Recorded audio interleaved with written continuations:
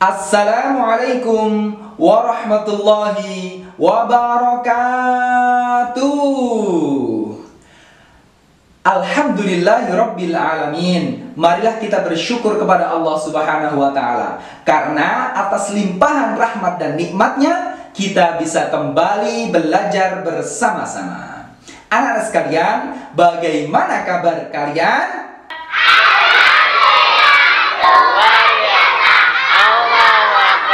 Bagus, sip. Nah, harus selalu semangat setiap harinya. Anak-anak sekalian, pada kesempatan kali ini mari kita belajar bersama-sama. Sebelum belajar, marilah kita berdoa kepada Allah Subhanahu wa taala. A'udzu billahi minasyaitonir rajim. Bismillahirrahmanirrahim. Rabbi zidni ilma warzuqni fahma. Amin ya rabbal alamin. Langsung saja anak-anak sekalian, kita akan belajar tentang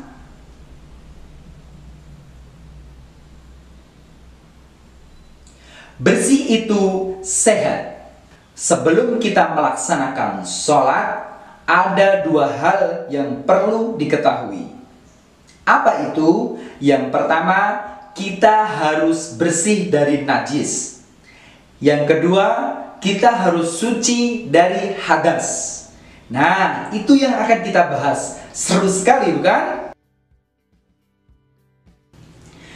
Anak-anak sekalian, selanjutnya kita akan belajar tentang najis dan bagaimana cara mensucikannya. Dibagi menjadi 3. Najis ringan, najis sedang, dan najis berat.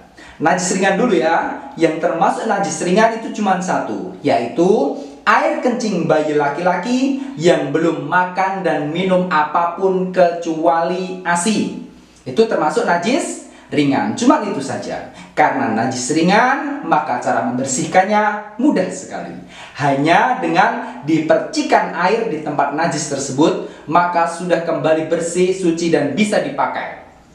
Oke, itu najis ringan. Selanjutnya, najis sedang. Ini yang banyak sekali. Apa saja yang termasuk najis sedang? Yang termasuk najis sedang: kotoran binatang, kotoran manusia, air kencing binatang, air kencing manusia, bangkai, darah, muntahan. Nah, itu semuanya termasuk najis sedang. Cara membersihkannya bagaimana? Cara membersihkannya adalah harus dibasuh dengan air, dihilangkan warna dan bekasnya, dihilangkan baunya, dan dihilangkan rasanya. Kalau sudah hilang ketiganya, maka baru bisa dikatakan bersih dan suci. Itu najis sedang. Yang terakhir, najis berat. Yang termasuk najis berat itu apa? Yang termasuk najis berat adalah air liur, darah, ataupun bangkainya anjing dan babi. Cuma 2 itu saja. Cara membersihkannya, karena ini najis berat, harus diingat-ingat, tidak cukup dengan dibasuh dan dicuci saja. Minimal dibasuh dan dicuci dengan air 7 kali, dan salah satunya dengan tanah atau debu. Baru bisa dibilang suci dan bersih. Seperti itu anak-anak, mudah sekali pembahasan tentang najis, bukan? Kalau anak-anak memperhatikan dengan baik, maka akan memahami dengan baik pula. Masih semangat anak-anak? Bagus. Selanjutnya kita akan membahas tentang hadas. Apa itu hadas? Hadas adalah keadaan tidak suci bagi seseorang yang telah baligh dan berakal, sehingga menghalanginya untuk melakukan ibadah. Jadi sebelum melakukan ibadah, dia wajib untuk bersuci terlebih dahulu. Hadas dibagi menjadi 2. hadas kecil dan hadas besar.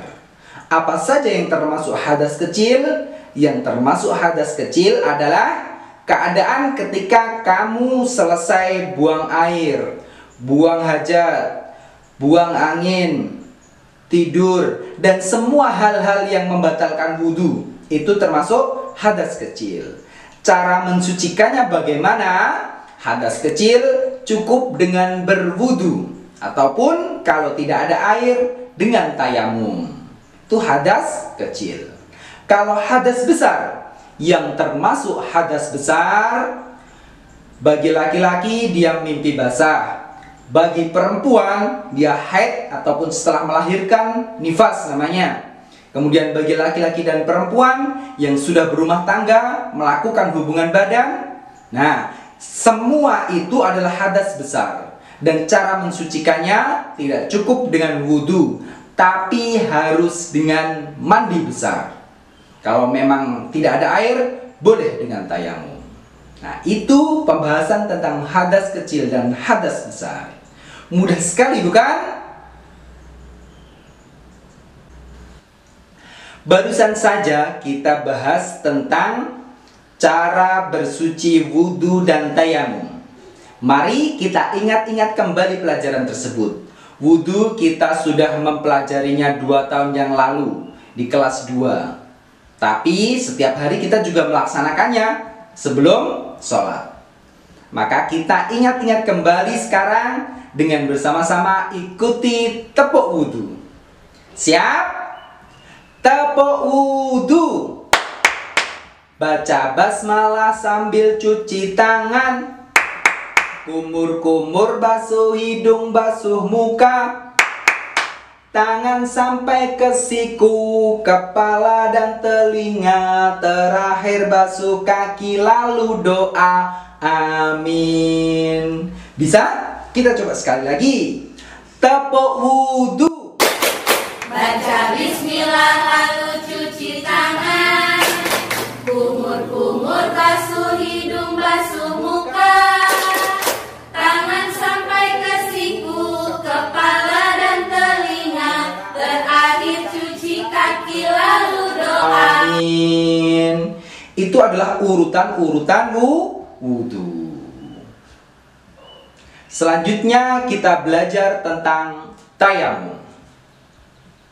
Tayamum itu diperbolehkan ketika sudah tidak ada air. Sudah masuk waktu sholat, kita mencari air tapi kita tidak mendapatkannya. Ataupun ketika sakit dan ada di antara tubuh kita yang jika terkena air maka akan bertambah sakit. Itu diperbolehkan untuk tayamum.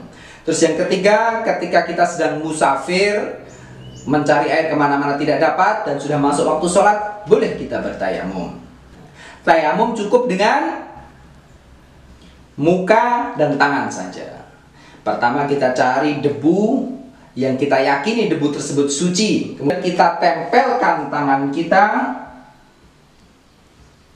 Kita bersihkan. Kemudian kita usapkan ke wajah kita. Selanjutnya kita tempelkan tangan kita ke debu lagi.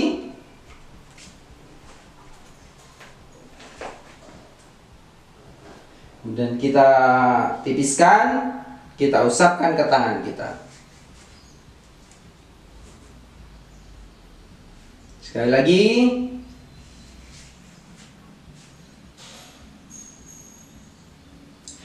Demikian adalah tata cara melaksanakan wudhu dan tayamum. Seperti itu anak-anak sekalian. Setelah ini kita akan adakan evaluasi hasil pembelajaran kita hari ini.